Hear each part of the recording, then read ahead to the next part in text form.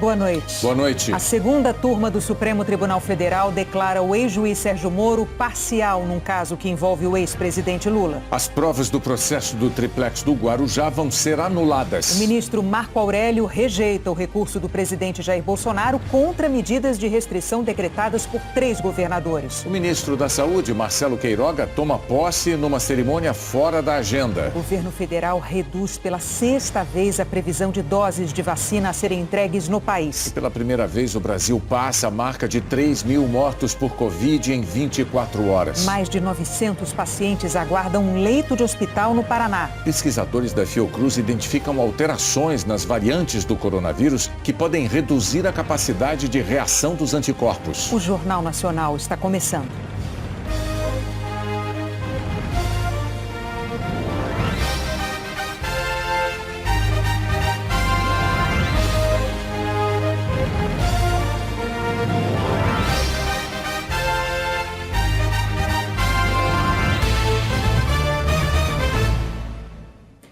Pela 6ª vez, os brasileiros receberam a notícia oficial do governo de que terão menos vacinas disponíveis do que previa o cronograma anterior. Quase 10 milhões de doses a menos em abril. E depois de 8 dias desde o anúncio de que seria o novo ministro da Saúde, Marcelo Queiroga tomou posse, numa cerimônia fora da agenda e longe da imprensa.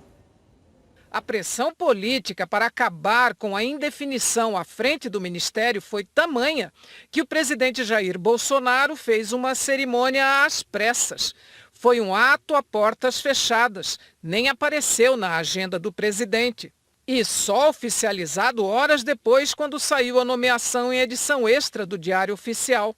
Os estados estão pedindo socorro. Ao saudar o novo ministro, o Conselho Nacional de Secretários de Saúde reforçou que o combate à pandemia tem que ser amparado na ciência e lembrou que tem alertado reiteradas vezes sobre os perigos da ausência de uma condução unificada e coerente de combate à pandemia. As consequências são sentidas nos hospitais lotados, nas filas de atendimento, no luto de um número crescente de famílias. Em nota ao presidente Bolsonaro, a Confederação Nacional dos Municípios também chamou a atenção para a necessidade de enfrentamento da pandemia com base na ciência e fez um apelo para que o presidente da República assuma de forma inadiável seu dever de coordenar a nação, respeitando a população, a ciência e a comunidade internacional, com a humanidade e a empatia exigidas de um chefe de Estado. Prefeitos e governadores reforçaram a necessidade de vacinas, mas pela 6ª vez, o Ministério mudou a previsão total de doses que serão entregues. O cronograma oficial na plataforma Localiza SUS prevê ainda para este mês, que termina semana que vem, 8 milhões da vacina Covaxin, que ainda não tem autorização da Anvisa. E para abril, reduz em quase 10 milhões a expectativa de doses. Saíram da planilha 1 milhão de doses da Pfizer e outros 8 milhões e 850 mil da Oxford, produzidas pela Fiocruz. Sem vacinas, os hospitais estão cada vez mais lotados. O Ministério se reuniu com o grupo de trabalho da Procuradoria-Geral da República que monitora a crise na saúde e apresentou um mapa sobre os estoques de oxigênio no país. Segundo o Ministério, 7 estados estão em alerta e em outros 6 a situação é crítica. Acre, Rondônia, Mato Grosso, Amapá, Ceará e Rio Grande do Norte. Além da falta de oxigênio, estados e municípios vêm alertando para a falta de medicamentos para intubação. Na semana passada, o governo anunciou uma requisição administrativa de todos os estoques dos laboratórios. O assunto foi tema de uma reunião hoje na Anvisa, com representantes da indústria, dos hospitais e secretários de saúde.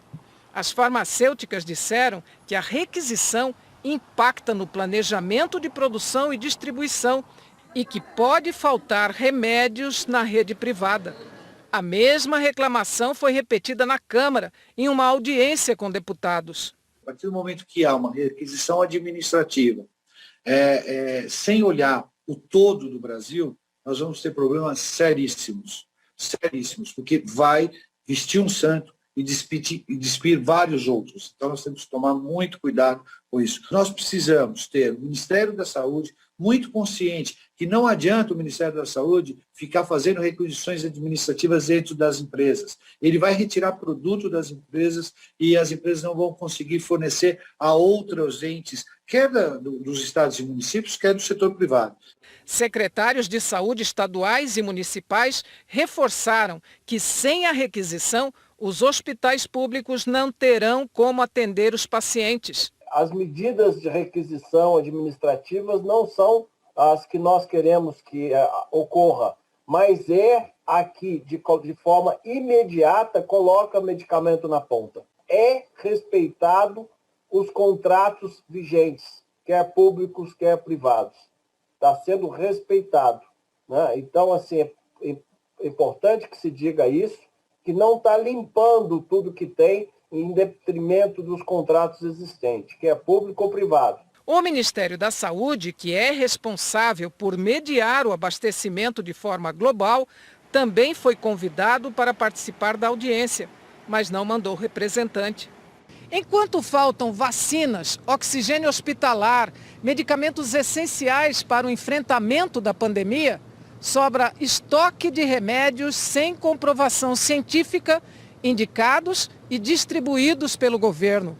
A Associação Médica Brasileira, que em julho do ano passado chegou a defender a autonomia do médico ao receitar esses medicamentos, agora adotou uma posição mais firme. Num boletim divulgado hoje, condenou o uso de remédios sem eficácia comprovada contra a Covid. Reafirmamos que, infelizmente, medicações como hidroxicloroquina, cloroquina, ivermectina, nitazoxanida, azitromicina e colchicina, entre outras drogas, não possuem eficácia científica comprovada de benefício no tratamento ou prevenção da Covid-19, quer seja na prevenção, na fase inicial ou nas fases avançadas dessa doença, sendo que, portanto, a utilização desses fármacos deve ser banida. Faltam medicamentos para intubação de pacientes acometidos pela Covid-19. Não existe um calendário consistente de vacinação. Não há leitos em unidades de terapia intensiva. Fake news desorientam pacientes. Médicos e profissionais de saúde exaustos já são em número insuficiente em diversas regiões do país. Por fim, a AMB indica 13 pontos para enfrentamento da pandemia. Entre eles, ações para solucionar a falta de medicamentos, isolamento social, uso de máscaras e a necessidade de acelerar a vacinação. Sobre a queda no número de vacinas previstas para abril, o Ministério da Saúde declarou que não é o responsável pela redução e que monta o cronograma com base no quantitativo previsto e enviado pelos fabricantes. E o cronograma de vacinas para abril deve sofrer ainda uma nova redução. Agora há pouco, a Fiocruz informou que não vai entregar todos os 21 milhões de doses que estavam previstos. A redução deve ser de 2 milhões de doses, segundo a Fundação, por causa da complexidade da produção. O estado de São Paulo registrou um novo recorde de mortes em 24 horas. A despedida de uma vida inteira não dura mais do que alguns minutos e é restrita apenas aos parentes mais próximos. Por causa do risco de contaminação, todos precisam usar equipamentos de proteção. No hospital de campanha de Heliópolis, na zona sul de São Paulo, o necrotério foi montado num container. A Andréia é gerente de enfermagem e acompanha esse triste ritual desde fevereiro, quando a unidade reabriu. Isso tem sido bem doloroso, tanto para nós quanto para a família. No momento de convocar a família e informá-la que ela perdeu o seu ente querido, isso aí é bem difícil para a gente. As autoridades de saúde de São Paulo já previam que o estado pudesse registrar 800 mortos num único dia nesta semana. Mas nas últimas 24 horas, essa marca foi ainda mais trágica. 1.021 pessoas morreram de Covid no estado. O secretário estadual da Saúde diz que alguns óbitos são de dias anteriores e acabaram sendo registrados juntos. Na perspectiva de aporte de casos que aconteceram no domingo, nós tivemos 144, portanto, muito abaixo da média. E de domingo para segunda, 44 óbitos. Portanto, muitíssimo abaixo dessa média que nós realmente estávamos esperando que eventualmente pudessem acontecer. Portanto, esses dados, eles, apesar de chocarem e que chocam, porque são realmente vidas que se perderam, eles não retratam essas 24 horas. A medicação para sedar pacientes que precisam ser entubados só dá para mais uma semana. E o governo do estado diz que o problema é a falta de fornecimento pelo governo federal. O Ministério da Saúde afirma que começou a entregar hoje mais de 1.400.000 unidades de medicação para todo o país. As cidades do ABC estão reabrindo hospitais de campanha, mas os leitos são ocupados rapidamente. Elas pediram que o governo do estado decretasse o lockdown, mas não foram atendidas. Optaram então por um feriado de 9 dias, começando no próximo sábado. Uma das restrições será a proibição da venda de bebidas alcoólicas. Em São Paulo, o Hospital Estadual da Vila Penteado abriu mais 10 leitos de UTI, mas o governo avisa que não tem condições de montar novos leitos na mesma velocidade em que a pandemia avança. 25 hospitais regionais do estado estão com 100% de ocupação nas UTIs. A prefeitura trabalha com 3 hospitais exclusivos para a Covid, chamados de hospitais catástrofe. O marido da Simone está na UTI de um deles. Dá medo. De um dia para o outro eles falaram que ele não está mais aqui comigo. Isso dá medo. Isso dá muito medo.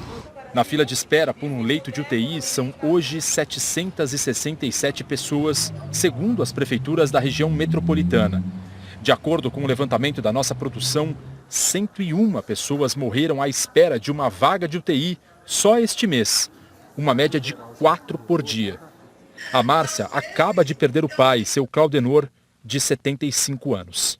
Até domingo, meu pai era uma pessoa na fila esperando um leito de UTI.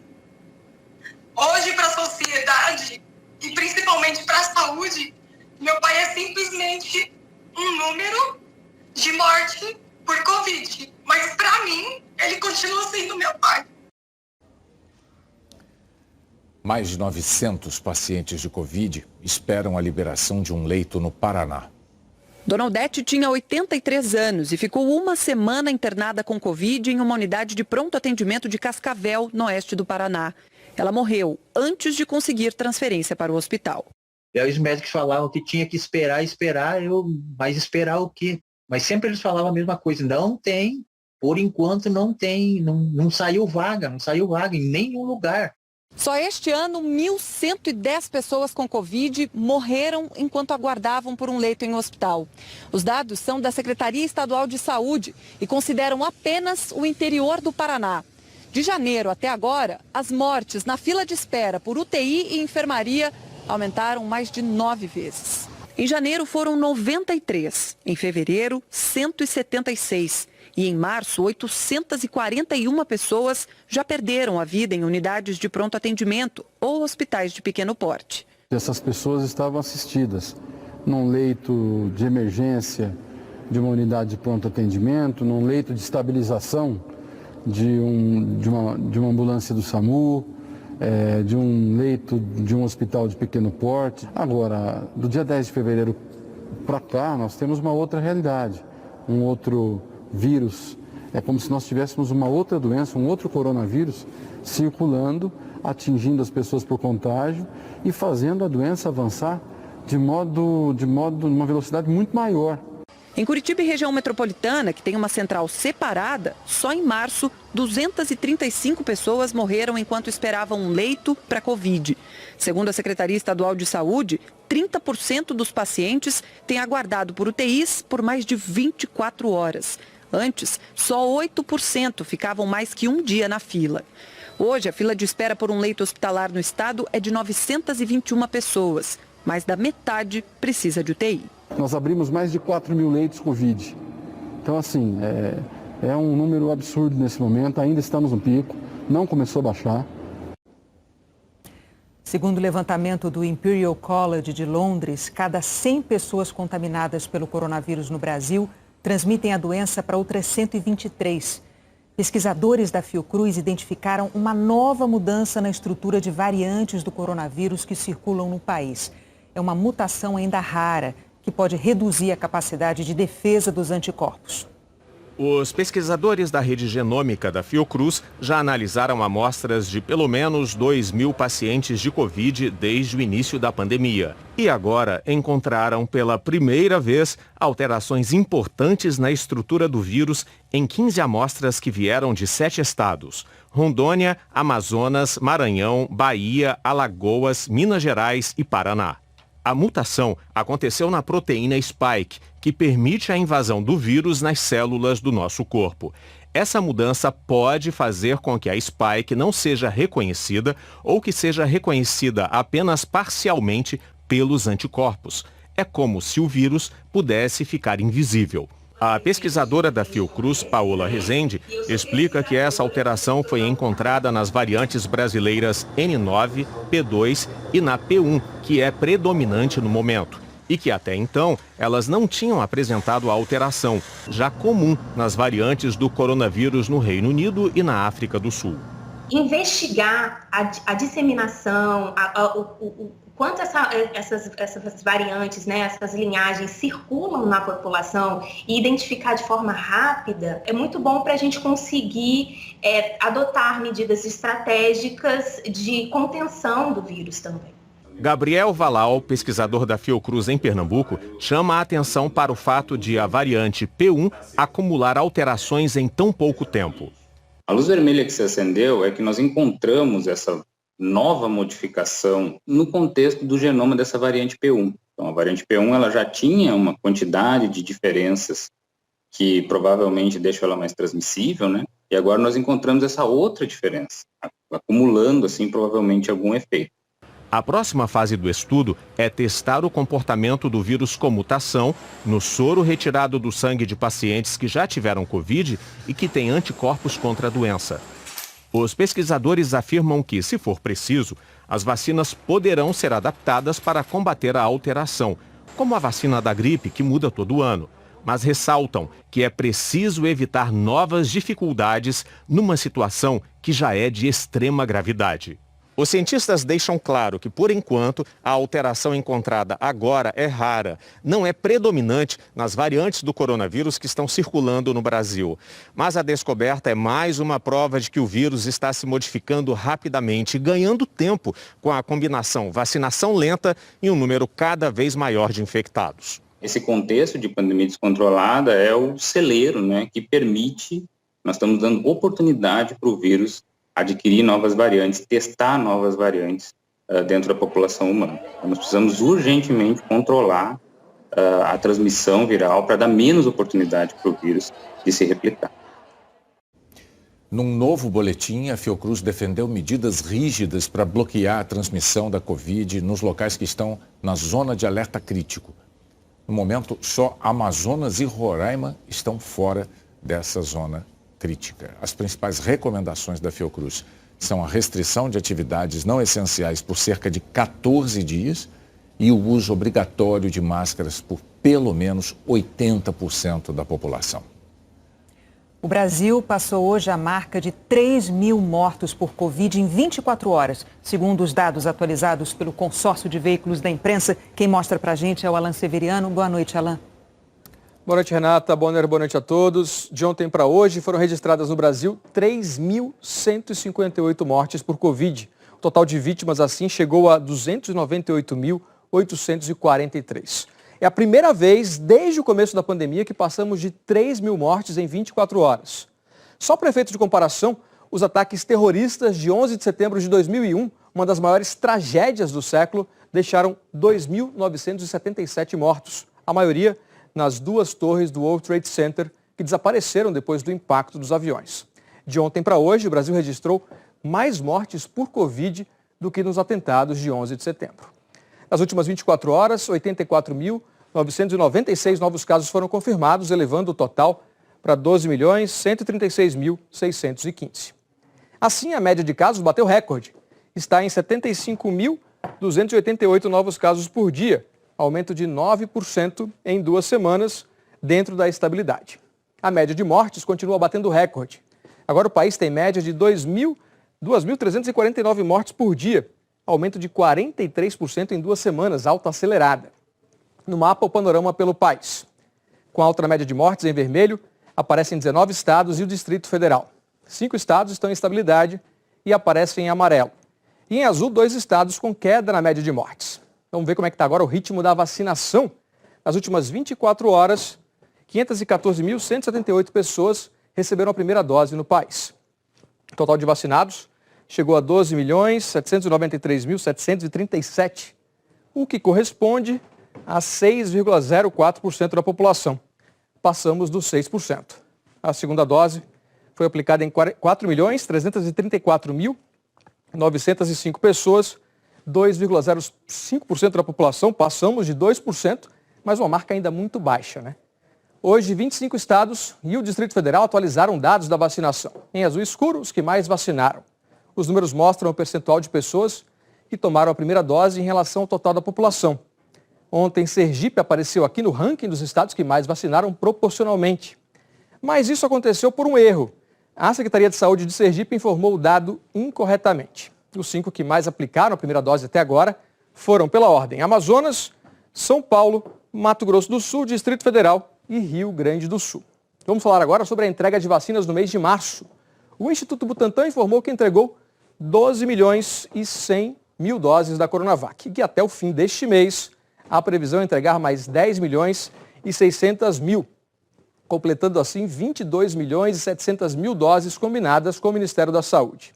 Já a Fiocruz informou que entregou em março 1.080.000 doses da AstraZeneca para o Ministério da Saúde distribuir para os estados e que até o fim do mês deve entregar mais 2.820.000 doses, completando assim 3.900.000 doses combinadas com o Ministério para este mês. O que os brasileiros esperam é que essas doses sejam distribuídas e aplicadas o quanto antes para ajudar o país a superar esse momento delicado da pandemia. É preciso acelerar a vacina, sim. Em g1.com.br/coronavírus você encontra outros dados do seu estado e mais informações sobre a vacinação. Renata Bonner. Obrigada, Alain. A seguir, a segunda turma do STF declara o ex-juiz Sérgio Moro parcial num caso que envolve o ex-presidente Lula. Provas do processo do triplex do Guarujá vão ser anuladas.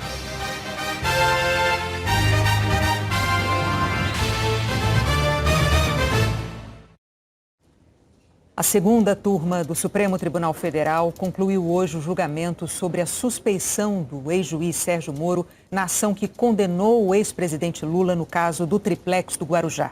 Por 3-2, Moro foi considerado parcial.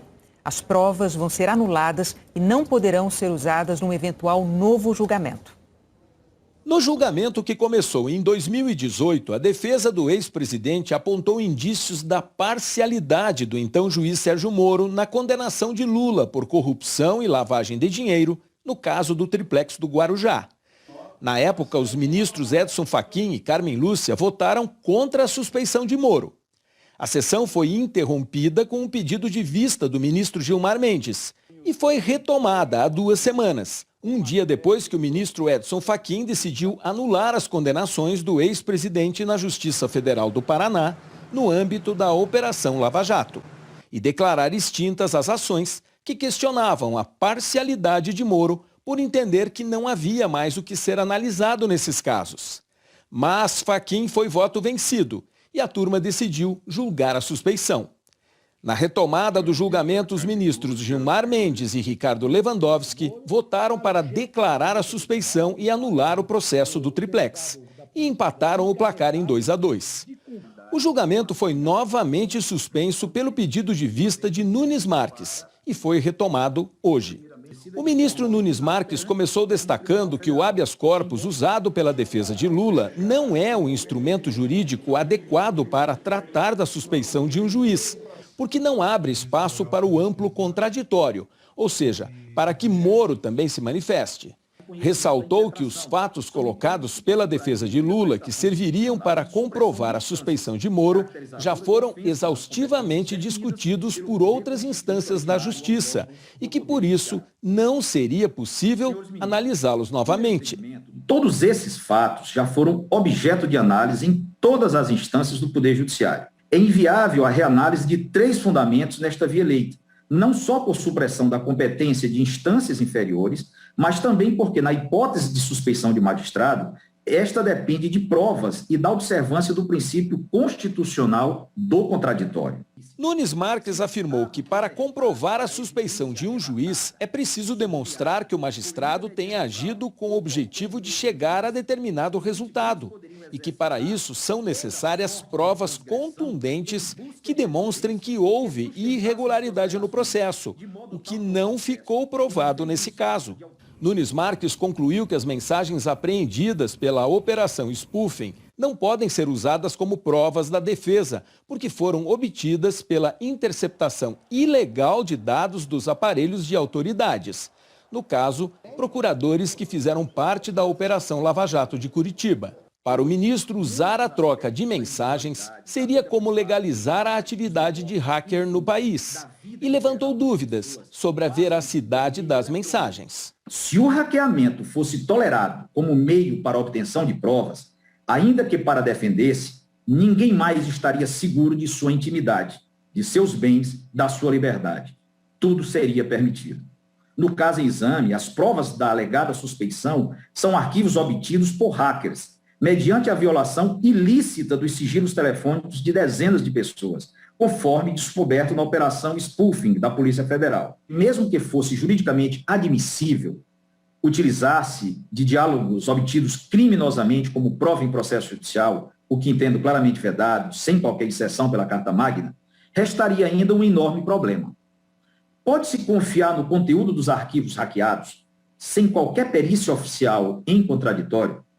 É fato que, num diálogo, a supressão ou a inclusão de uma simples palavra pode mudar todo o seu significado.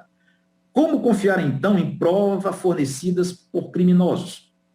Será que uma perícia poderia atestar que as conversas criminosamente interceptadas são autênticas e exatamente fiéis, sem acréscimos ou supressão de qualquer palavra? O que sequer foi feito. Não houve perícia. Nunes Marques também afirmou que não existe uma divisão entre juízes lavajatistas, ou seja, magistrados mais alinhados com as acusações do Ministério Público de um lado, e os garantistas, magistrados que são mais favoráveis às teses dos réus, e que, antes de tudo, é preciso assegurar o devido processo legal. Não há mais espaço para elucubrações fantasiosas sobre juízes antilavajatistas ou juízes garantistas. Penso eu que todo magistrado tem a obrigação de ser garantista. O magistrado deve ter como pressuposto nos seus vereditos o cumprimento das leis e da Constituição. Deve ser garantista do direito em geral. Os direitos e garantias individuais devem ser preservados, independentemente de quem seja o réu. Ao concluir dizendo que é preciso assegurar o devido processo legal, Nunes Marques usou um argumento que o próprio ministro Gilmar Mendes tinha citado em seu voto. Não se combate um crime com outro. Não se combate crime cometendo crime. Não podemos errar, como se supõe que errou o ex-juiz Sérgio Moro, como se supõe que erraram alguns membros do Ministério Público Federal. Seria uma grande ironia e o prenúncio de um looping infinito de ilegalidades aceitarmos provas ilícitas, resultantes, portanto, de um crime, para comprovar um suposto crime praticado para apurar outro crime. E aí registro eu, 2 erros não fazem um acerto. Após o voto do ministro Nunes Marques, o ministro Gilmar Mendes pediu a palavra e, demonstrando grande contrariedade com o voto do colega, repetiu vários argumentos pela parcialidade de Moro proferidos em seu voto 2 semanas atrás. Gilmar discordou das questões processuais apontadas por Nunes Marques. Disse que habeas corpus pode ser usado para declarar ilegalidade em qualquer julgamento. Afirmou que houve irregularidades no processo, como a quebra de sigilo telefônico do escritório da defesa do ex-presidente. Gilmar Mendes também afirmou que os diálogos divulgados pela Operação Spoofing revelam ilegalidades da atuação de Sérgio Moro, mas que não estava usando as mensagens da operação spoofing para tomar sua decisão. Segundo Gilmar Mendes, não há como questionar posições ditas como garantistas, mas sim ressaltar que é preciso adotar em juízo apenas práticas legais. E criticou como mau exemplo o uso amplo de condução coercitiva pelos integrantes da Lava Jato. Isto, ministro Cássio, com a devida vênia, nada tem a ver com garantismo. Isto é uma indecência.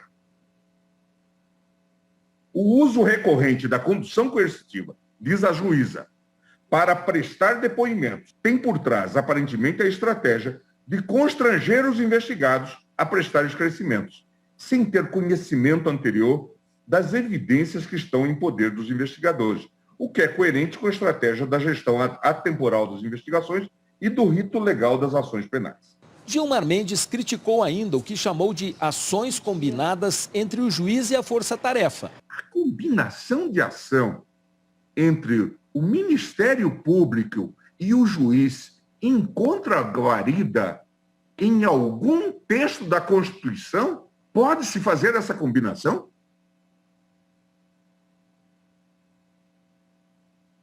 Essas ações podem ser concertadas e combinadas? Isto tem a ver com o nosso processo acusatório? Isto tem a ver com garantismo? Nem aqui, nem no Piauí, ministro Cássio. O ministro ainda afirmou que, independentemente do resultado do julgamento, o caso já desmoralizou a justiça e voltou a comentar o voto de Nunes Marques. Não se trata de ficar brincando e não conhecer de habeas corpus. É muito fácil não conhecer de habeas corpus. Atrás, muitas vezes, da técnica de não conhecimento de habeas corpus, se esconde um covarde. E Rui falava. O bom ladrão salvou-se, mas não há salvação para o juiz covarde. Depois de Gilmar, Lewandowski também pediu a palavra. Relembrou pontos de seu voto e reafirmou o que considera atitudes ilegais de Sérgio Moro no julgamento do triplex do Guarujá. O ministro Nunes Marques retomou a palavra. Afirmou que não teve intenção de desqualificar os votos de Gilmar Mendes e Ricardo Lewandowski e que seu voto foi bastante claro. Nunes Marques disse que quem ainda não o conhece terá 26 anos, o tempo que falta para a aposentadoria dele no STF para conhecer. O que eu quero dizer é que, diante de tudo que foi dito e de várias vezes que eu fui mencionado, o meu contributo é o silêncio. Eu não vou fazer réplicas ou tréplicas do meu voto, entendo que expus as minhas ideias com solar clareza. E esse silêncio é exatamente homenagem em respeito aos votos divergentes. Queria também fazer 2 registros. O primeiro não é para ninguém da corte, mas para os que estão nos assistindo, né? Quem me conhece sabe que eu não me inibo com nada e que eu não temo ninguém nesse plano. Eu sou temente apenas a Deus. Para os que não me conhecem, ainda tem um pouco mais de 26 anos para conhecer. A sessão prosseguiu com um pedido da ministra Carmen Lúcia para refazer o voto dela. Ela havia votado contra a suspeição de Moro em 2018, no início desse julgamento. E agora mudou de entendimento, formando maioria para reconhecer a parcialidade do então juiz Sérgio Moro. Carmen Lúcia disse que estava fazendo isso porque novos elementos foram juntados ao processo, permitindo uma nova análise dos fatos levantados pela defesa do ex-presidente Lula. Carmen citou 4 pontos: a condução coercitiva de Lula, a interceptação telefônica dos advogados do ex-presidente, a divulgação de conversas gravadas entre Lula e a então presidente Dilma Rousseff e o fim do sigilo de trechos da delação premiada do ex-ministro Antônio Palocci às vésperas da eleição de 2018. Segundo Carmen Lúcia, quando deu seu voto em 2018, esses elementos ou não estavam no processo ou não estavam comprovados. Neste momento processual, que como realcei desde a sessão anterior, se deu relevo a uma série de dados que não se tinha no primeiro momento, tenho para mim que, além dos elementos que se foram adensando neste processo, alguns dados novos foram sendo introduzidos para clarear alguns dados que não tinha, na minha compreensão, uma comprovação inicial, naquele primeiro momento, a mim não se mostraram suficientes os dados avulsos, eu diria, e pelos quais se buscava o reconhecimento da suspeição do juiz processante. Garantir que o direito não se descumpra por uma conduta parcial do julgador. Isto torna suspeito o julgamento, o próprio resultado julgado. Carmen Lúcia afirmou que uma das principais garantias do réu é um julgamento justo e imparcial. Eu acho que nenhum ser humano tem o direito de se sentir sujeito de perseguição criminal com um direcionamento que se imponha para qualificar ou desqualificar alguém mediante uma atuação dirigida contra a sua pessoa. Pode até ser que disto se valha para outros objetivos, mas o certo é que todo mundo tem o direito de imaginar-se e acreditar-se julgado, processado, investigado por uma contingência do Estado e não por um voluntarismo de um determinado juiz ou de um tribunal. Durante seu voto, Carmen Lúcia frisou que o voto dela se restringe somente ao julgamento do ex-presidente Lula na ação sobre o triplex do Guarujá e que a suspeição de Moro não pode ser estendida a outros réus e processos. Esta peculiar e exclusiva situação do paciente desse habeas corpus, Luiz Inácio Lula da Silva, faz com que eu me atenha a este julgamento, a esta singular condição demonstrada relativamente ao comportamento do juiz processante em relação a este paciente. E não se diga que poderia haver outras extensões, nada disso com outros casos que tenham sido conduzidos pelo mesmo julgador. Nem acho que seja extensível, porque em relação a cada parte, cada juiz se conduz de uma forma.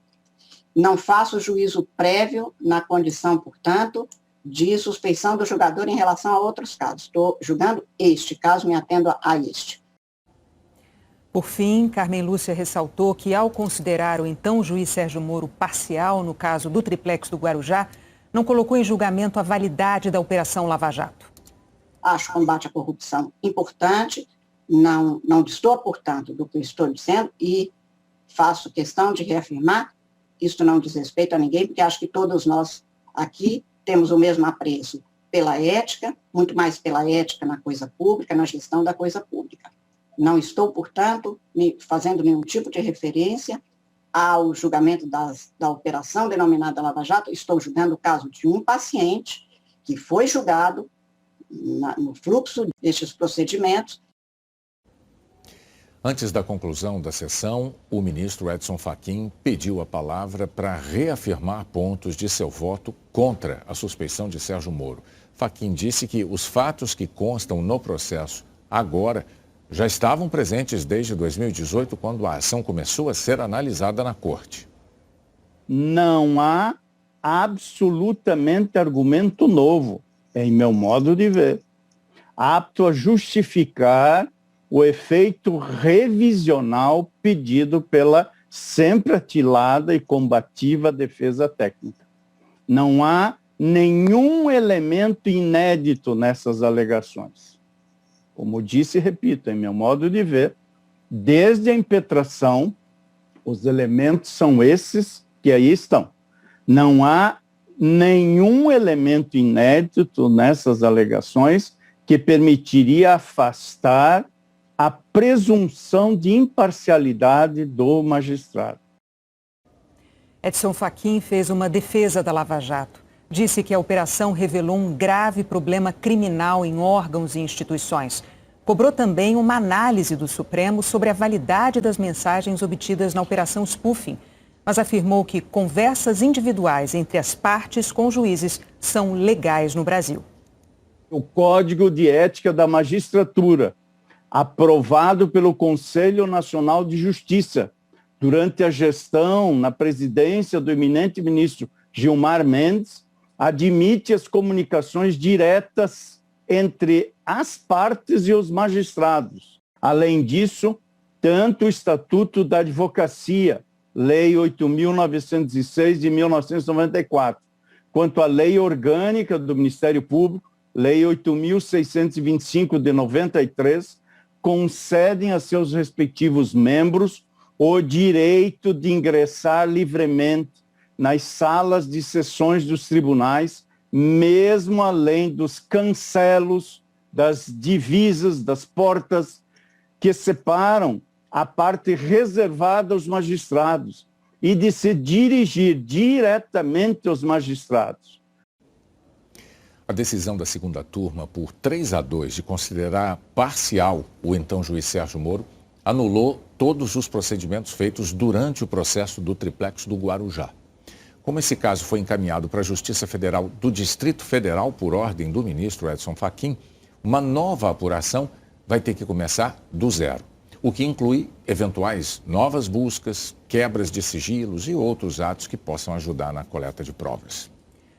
A seguir, o IBGE teme que a previsão de cortes no orçamento torne inviável o censo demográfico.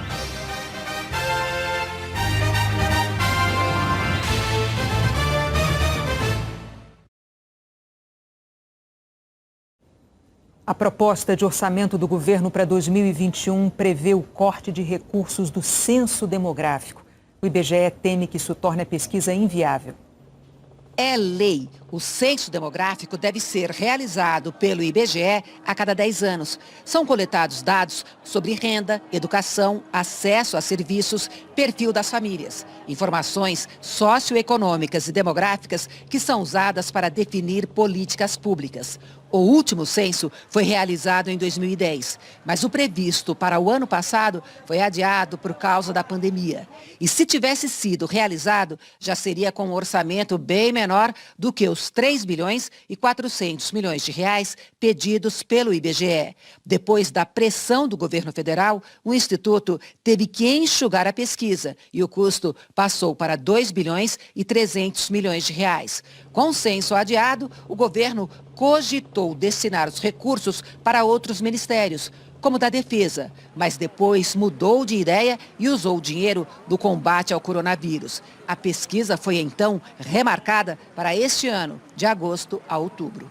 E, novamente, o trabalho pode não acontecer. O orçamento previsto pelo governo para a realização do censo neste ano era de 2 bilhões de reais. Mas em seu parecer final, que ainda será votado na Comissão Mista de Orçamento, o relator, o senador Márcio Bittar, do MDB, cortou 1.760 milhões de reais. E o que sobra não é suficiente para bancar a pesquisa. Em nota, o IBGE confirmou que o corte inviabilizaria a operação e que espera que esse cenário seja revertido. Em entrevista à Globo News, o economista e ex-presidente do IBGE, Sérgio Bessermann, disse que o impacto sobre as políticas públicas é gigantesco, que para além de mostrar o número de brasileiros, o censo aponta o que os brasileiros precisam. Políticas de emprego, onde devem haver escolas, onde estão faltando hospitais, a repartição de grande parte do dinheiro que é encaminhado aos municípios depende da população. Então, você pode estar dando dinheiro para município que diminuiu e faltando em outros municípios onde aumentou. É uma perda completa de eficiência da política pública, que significa perder muito mais dinheiro do que aquilo que será economizado com essa decisão absurda. O senador Márcio Bittar não respondeu às nossas tentativas de contato. Depois de passar pela comissão mista, o orçamento precisa ser aprovado pelo plenário do Congresso. O ministro do Supremo Tribunal Federal, Marco Aurélio, recusou o recurso do presidente Jair Bolsonaro contra medidas de restrição decretadas por 3 governadores.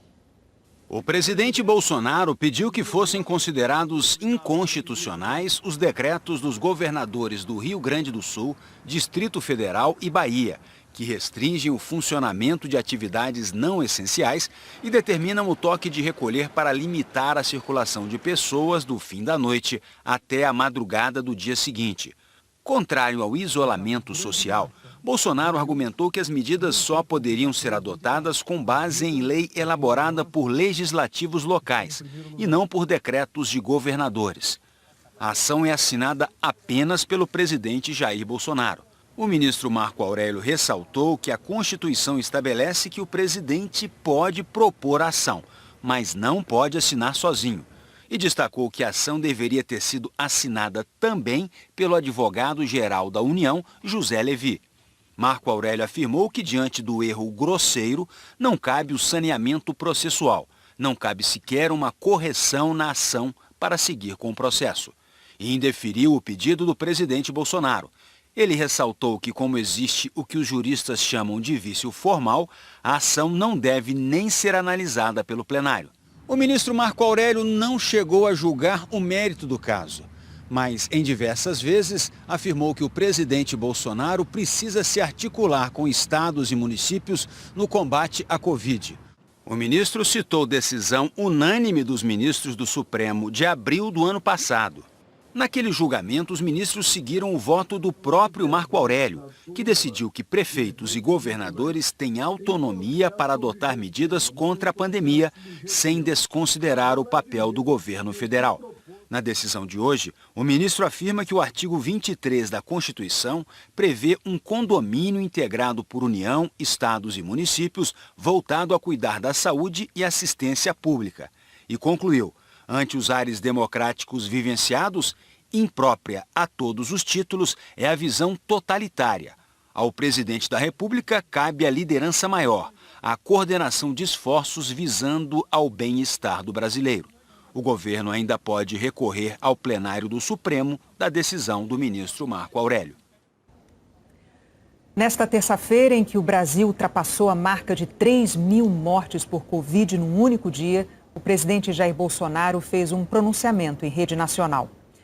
Ao longo desses 12 meses de pandemia, os brasileiros viram o presidente pôr em dúvida a eficácia da vacina do Butantan, que chamava de vacina chinesa. Mas no discurso de hoje, Bolsonaro disse que sempre foi a favor das vacinas. O presidente também se notabilizou por provocar aglomerações e por desprezar o uso de máscaras. Mas hoje afirmou que sempre fez tudo para combater a pandemia. O presidente não mencionou a sexta diminuição do número de doses de imunizantes divulgada hoje mesmo pelo Ministério da Saúde. Ao contrário, ele disse que as vacinas estão garantidas. O presidente se solidarizou com as famílias das vítimas e, numa mudança radical de tom, finalmente defendeu a vacinação em massa. Desde o começo, eu disse que tínhamos dois grandes desafios: o vírus e o desemprego. E, em nenhum momento, o governo deixou de tomar medidas importantes, tanto para combater o coronavírus, como para combater o caos na economia, que poderia gerar desemprego e fome. Sempre afirmei que adotaríamos qualquer vacina, desde que aprovada pela Anvisa. E assim foi feito. Hoje somos produtores de vacina em território nacional. Mais do que isso, fabricaremos o próprio insumo farmacêutico ativo, que é a matéria-prima necessária. Quero tranquilizar o povo brasileiro e afirmar que as vacinas estão garantidas.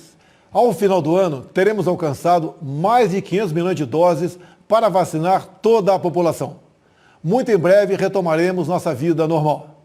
Solidarizo-me com todos aqueles que tiveram perdas em suas famílias. Que Deus conforte seus corações. Estamos fazendo e vamos fazer de 2021 o ano da vacinação dos brasileiros. No momento desse pronunciamento, teve panelaço contra o presidente Jair Bolsonaro em 16 capitais, nas 5 regiões do país.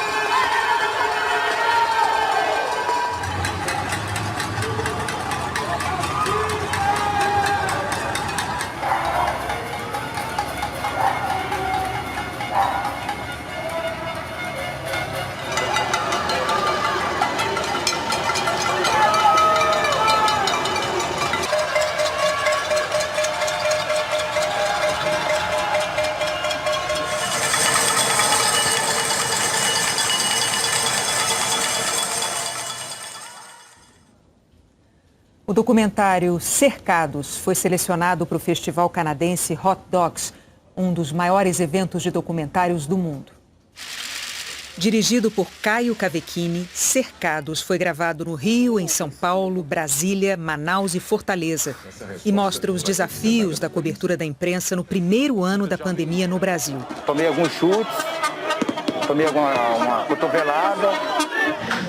O documentário registra os hospitais lotados, os cemitérios beirando o colapso. Nossa, ver as pessoas enterradas assim, 5 de uma vez, as famílias ali. A movimentação na portaria do Palácio da Alvorada, além das reuniões de pauta dos principais veículos de comunicação do país. Eu vou dizer, hoje nós vamos batendo 10 mil. Cercados tem roteiro assinado por Caio Cavecchini e Eliane Scardovelli e está disponível no Globoplay. A câmera sempre vai estar ligada e pronta para esses momentos, né? Até quando a gente vira alvo, né? O Jornal da Globo depois de Profissão Repórter. Boa noite. Boa noite, até amanhã.